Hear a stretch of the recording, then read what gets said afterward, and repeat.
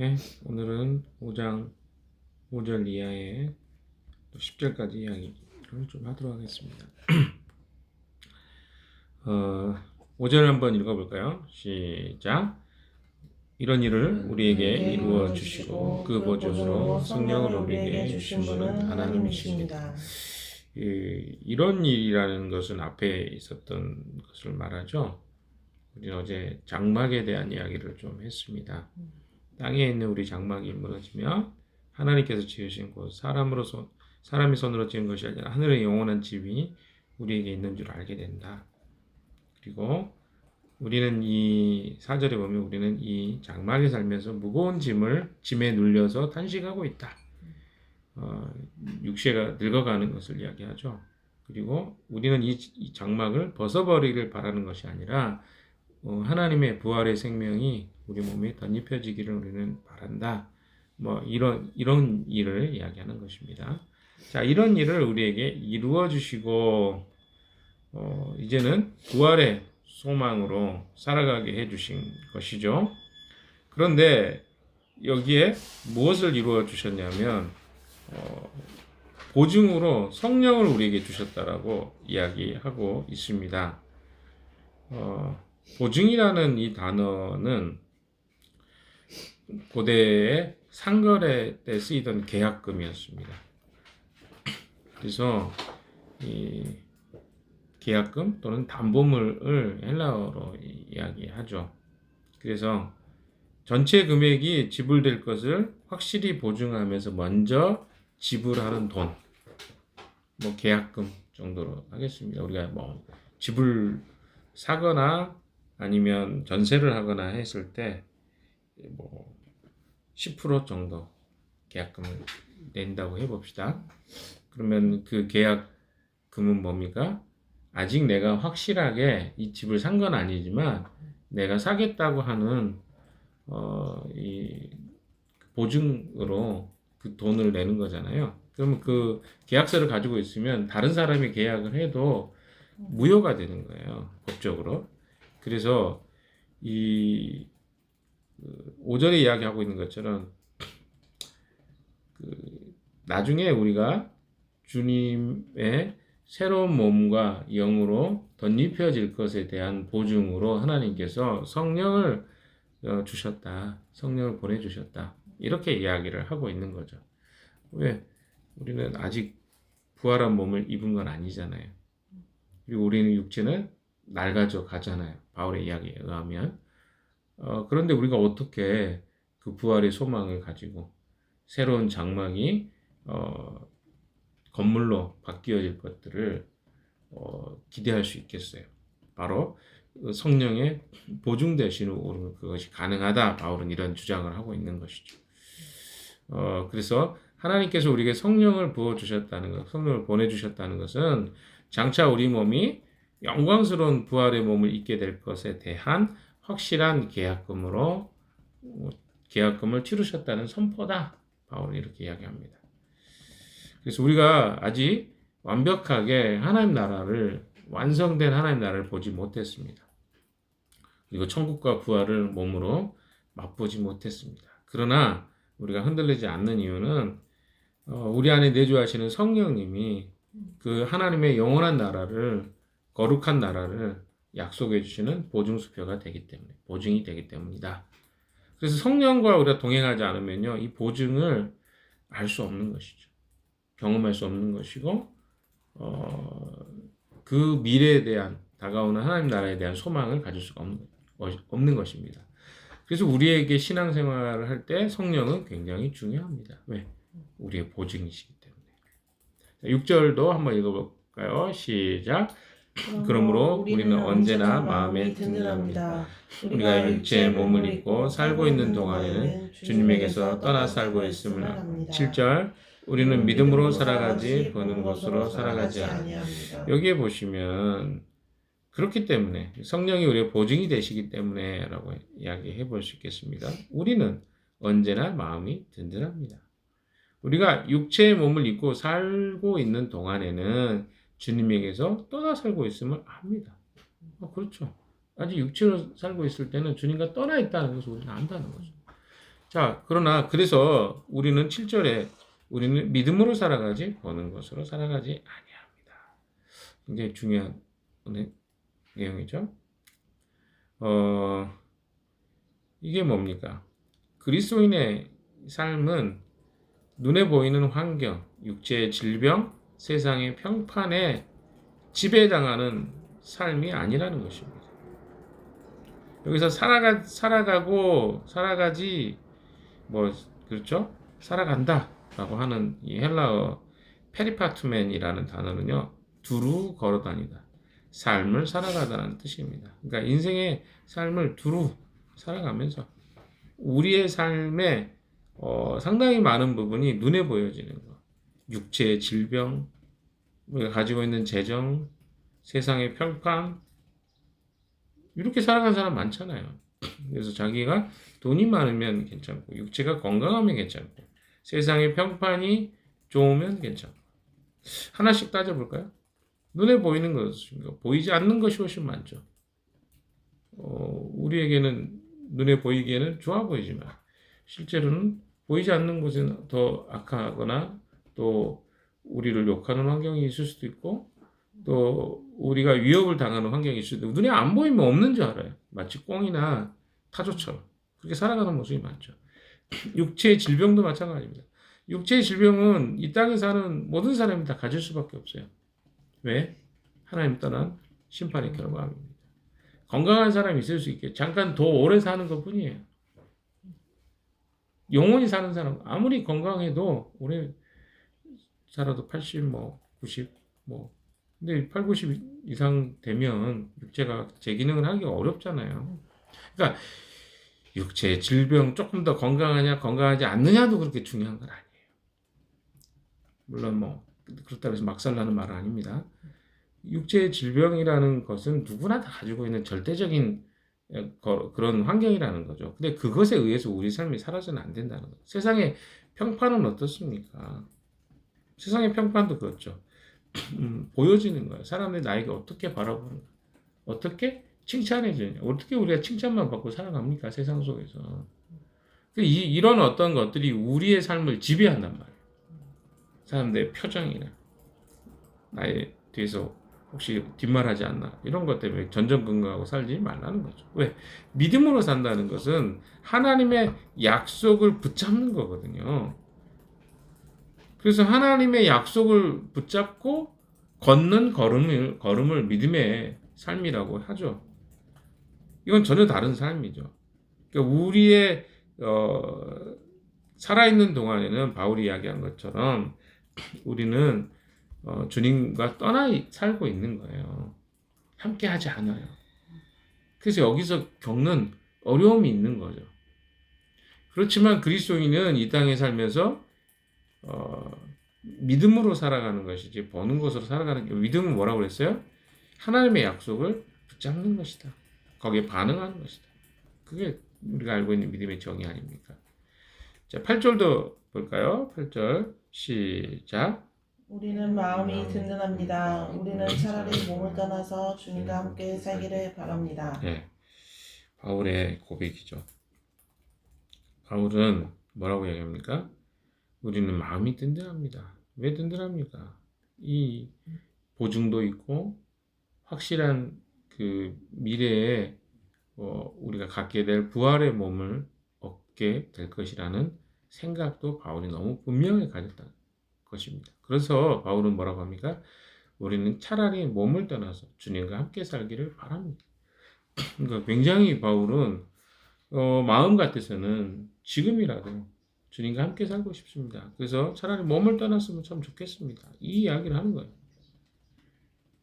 그러니까 바울의 삶은요, 지금 내가 죽고 싶다 그 말이 아니에요. 그러니까 힘들어서 주님을 만나고 싶다는 게 아니라 더 간절히 주님과 함께하고 싶은 어떤 그런 열망을 표현하는 것입니다. 이곳에 살면서도 믿음으로 하나님의 나라를 소망하고 살고 그리고 실제로 내 몸이 약해져서 죽는다 하더라도 나는 너무 좋다. 이런 표현이죠. 그래서 9절의 이야기가 이렇게 나오는 거예요. 9절 한번 읽어볼까요? 시작. 그러므로 우리가 몸 안에 머물러 있든지 몸을 떠나서 있든지 우리가 바라는 것은 주님을 기쁘시게 해드리는 사람이 되는 것입니다. 그러니까 바울의 이야기는 뭡니까? 최종적으로 주님을 기쁘시게 하는 사람이 되기를 원한다는 거예요. 그러니까 바울은 내가 몸 안에 머물러 있든지 몸을 떠나 있든지 이거 중요하지 않다. 나는 몸 안에 있어도 주님을 기쁘시게 해드리고 싶고 몸을 떠나서도 주님을 기쁘시게 해드리고 싶다. 그러니까 이것은 간절하게 주님과 온전히 연합하기를 원하는 바울의 열망입니다. 우리는 누군가와 마음이 통하고 우리는 누군가와 깊은 연결되고 싶어하는 열망이 있죠. 근데 그 잘 안 되잖아요. 내 열망과 상대의 기대가 서로 다르기 때문에 그래요. 그래서 우리가 간절히 하나 되고 싶고 더 편하고 싶고 막 이런 거 우리는 다 가지고 있습니다.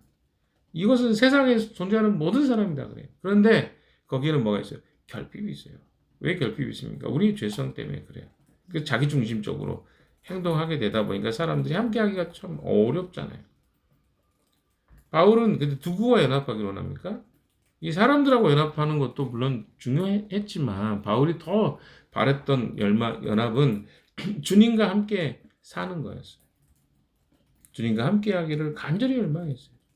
살아서든 죽어서든 나는 주님과 연합하고 싶다. 그래서 내가 몸에 머물러 있든지 몸을 떠나 있든지 우리가 바라는 것은 주님을 기쁘게 해드리는 사람이 되는 것입니다. 이것이 우리라는 표현을 계속 쓰고 있어요. 바울이. 동역자들과 함께 같은 마음인 거죠.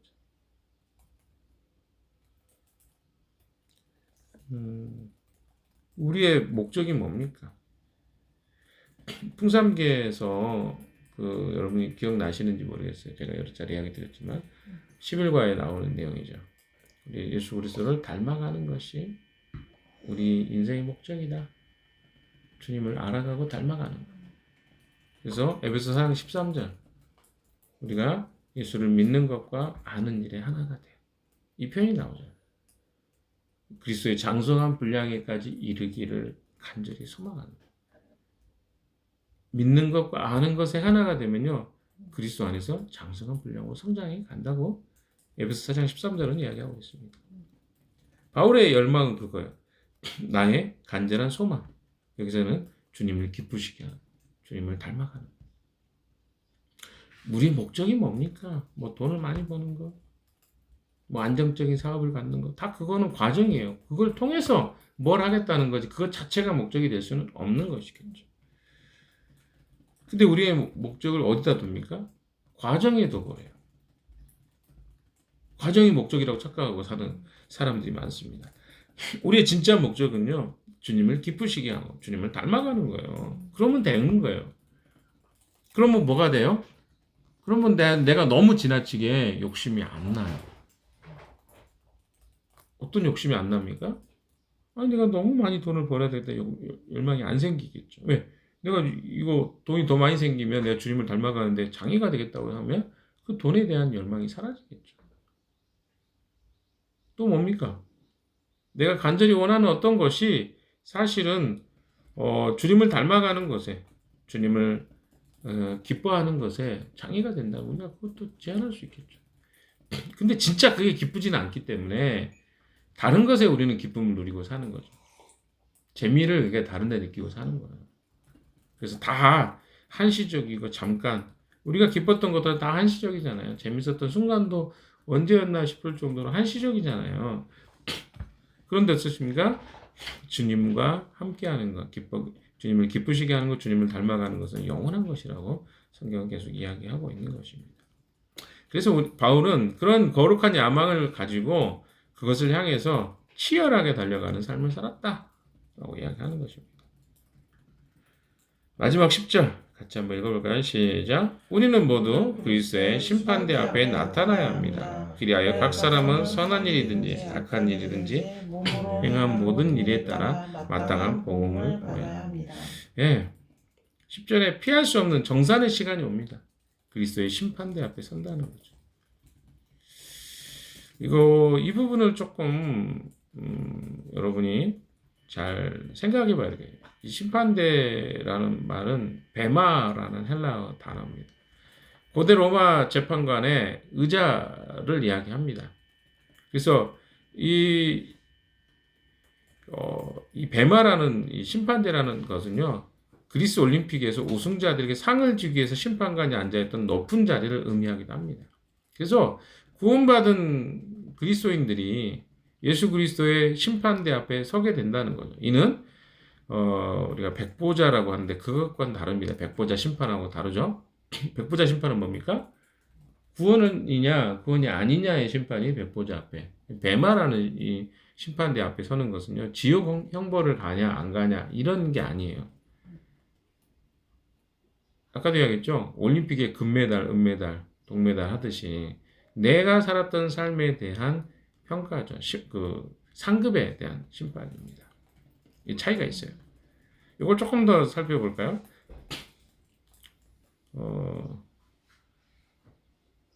베마라는 이 단어를 조금 더 생각해 보면요, 우리 삶에서 이 심판이라는 내용에 대한 두려움이 너무 많은 것 같아요. 심판이라는 두려움이 우리의 삶에는 너무 많아서, 예수 그리스도를 믿는 삶인데 실제로 내가 죽으면 나중에 주님 앞에서 판단받는 거 아니야? 내가 그래서 혹시 행했던 이런 악한 것들, 물론 그런 것들이 평가가 되겠죠. 그러나 조금 언어적인 의미에서 살펴보면요, 베마라는 이 단어는 고대 로마 사회 속에 어떤 의미였냐? 아까 이야기했던 것처럼 아테네나 고린도 지역에서 열렸던 이 이스미안 경기, 올림픽과 유사한 경기였습니다. 이런 경기에서 심판관들이 높은 단위에 앉아서 경기를 관장했어요. 경기가 끝난 후에는 우승자들을 그 단 앞으로 불러 모아서 승리의 화관과 상을 주던 자리가 바로 베마라는 그 단어가 사용했던 의미였습니다. 즉, 반칙한 사람들을 감옥에 보내는 자리가 아니라 정당하게 경주한 사람들의 수고를 하고 포상하는 자리가 베마라는 자리인 거죠. 물론 로마 아까 얘기했던 총독의 자리, 이 재판정이라는 것은 로마 총독이 공적인 판결을 내릴 때도 베마 위에 앉았지만 여기 그 계시록에 나와 있는 이 백보자 심판하고는 조금 본질이 차이가 있습니다. 이걸 여러분이 좀 기억하셔야 돼요. 그래서 내가 혹시 구원받는 그런 심판의 자리에 구원받냐 받지 않느냐 그 자리에 가서 심판받는 거 아니야? 아닙니다. 다만 계속 이야기하신 바울이 여러 가지 통해서 이야기하잖아요. 이 심판은 no condemnation이라고 하면 좋을 것 같아요. condemnation이 이제 정죄잖아요. 정죄가 없는 심판이다. 예수 그리스도를 믿는 성도에게는 이미 정죄하면서 벗어났습니다. 로마서 8장 1절에 이야기하잖아요. 그러므로 이제 그리스도 예수 안에 있는 자에게는 결코 정죄함이 없나니라고 이야기하죠. 따라서 예수 그리스도의 심판대는요, 내가 지옥에 갈 것인가 천국에 갈 것인가를 결정하는 자리가 아닙니다. 이미 우리의 구원 여부는 십자가의 은혜로 완성돼요. 그러니까 십자가를 정확하게 이해하고 알고 있으면 이미 구원이 된 거예요. 근데 중요한 건 이게 불분명한 사람이 많기 때문에 자기가 헷갈리는 거죠. 저는 그러면 심판받는 거나요? 여러분이 하나님 앞에 모르겠어요. 그 여러분의 믿음이나 이런 것들 점검해 볼 필요가 있는 거겠죠. 또한 이 심판이 베마라는 심판에는 사명과 우리의 행위에 대한 정산이라고 생각하시면 돼요. 무엇을 심판하겠냐는 거죠. 바로 구원받은 이후의 삶, 즉 예수를 믿고 난 뒤 내 몸과 시간, 물질, 은사를 가지고 어떻게 살았는가에 대한 결산입니다. 내가 이런 거라고 생각하시면 돼요. 뭐 우리에게 구원받고 나서 이제 구원의 이야기 끝난 거예요. 1,000,000원을 줬어요. 그 1,000,000원 어떻게 썼니? 이거 결산이에요. 근데 어떤 사람은 그걸 묻어둬요. 그럼 이 사람은 구원받지 못한 사람이 사실. 성경의 이야기로 하면. 왜? 이걸 다 결산해야 돼요. 잘 썼느냐, 못 썼느냐, 내게 주신 은사, 재능, 삶들, 건강 어떻게 썼니? 막 써, 막 썼어. 그러면 그날이 부끄러운 구원이 되는 거죠. 바울이 이야기했던 게 다 그런 거야. 내가 구원받는 건 문제가 없다. 그러나 그 결산하는 날에 이거 영수증도 제대로 처리 안 하고 어때요? 응? 제대로 하나님이 맡겨진 대로 성실하게 청지기처럼 살지 않았어. 그것에 대해서는 부끄럽죠. 그런 결산입니다. 정확하게 이해하셔야 돼요. 그리고 바울의 이야기들은 공력의 시험이죠. 상급에 대한 시험이라고 바울은 이야기합니다. 고린도전서 3장 12절 15절에서 이야기하죠. 불로 공력을 시험하는 과정으로 비유했잖아요. 우리가 이 땅에서 행한 사역과 헌신이 금이나 은처럼 순수한 동기에서 나온 것인지 아니면 나무나 풀집처럼 자기의 의와 자랑을 위한 것인지 주님의 불꽃 같은 눈으로 검증하시겠다는 거예요. 우리 마음의 동기가 뭔가 너무 중요한 거예요. 타버릴 것은 없어져 버리겠지만 그 사람 구원을 받되 불 가운데 구원받는다고 하잖아요. 그러니까 내가 했는데 그 시간을 보냈는데 쓸데없이 보낸 게 많다는 거죠. 남은 공력이 있는지 그 심판하겠다는 겁니다. 이런 심판이에요. 사랑하는 여러분, 이제 말씀을 정리합니다. 바울의 이야기를 듣다 보면요, 바울은 이것들을 정말 명쾌하게 이해하고 있었구나. 우리가 조금 두려움으로 생각하는 것들이 있잖아요. 내가 구원받을까, 구원받지 못. 이런 차원이 아니에요, 바울. 어떤 겁니까? 내가 하나님 앞에서 부끄러움이 없는 자로 서고 싶은 열망이 너무나 강했어요. 내게 주어진 시간, 내게 주어진 건강, 내 삶, 다 어때요? 하나님 마지막 점검하실 날이 올 것이다. 그럼 일상을 어떻게 살까요? 일상의 삶과 내 몸을 함부로 살지 않겠죠. 왜? 다 이거 주님 앞에서 결산하는 날이 올 건데. 각각 선악간에 그 몸으로 행하는 것을 따라라고 이야기합니다. 그대로 평가받는다는 겁니다. 평가 없는 게 좋습니까? 평가 있는 게 좋습니까? 열심히 한 사람들 평가하는 게 좋고요. 열심히 안 산 사람들은 평가 안 하는 게 좋은 것입니다. 오늘 내 삶을 어떻게 살아야 될지가 명확해지죠. 땅의 야망을 위해서 살 것인가? 하나님 나라의 야망으로 살아갈 것인가? 여러분이 선택하시는 하루가 되십시오. 오늘도 이 주님이 우리에게 주신 시간들 잘 활용해서 의미 있게 보내시고 나중에 주님 옆에 섰을 때 부끄럽지 않는 우리 모습 되기를 주님의 이름으로 축원합니다. 기도하겠습니다.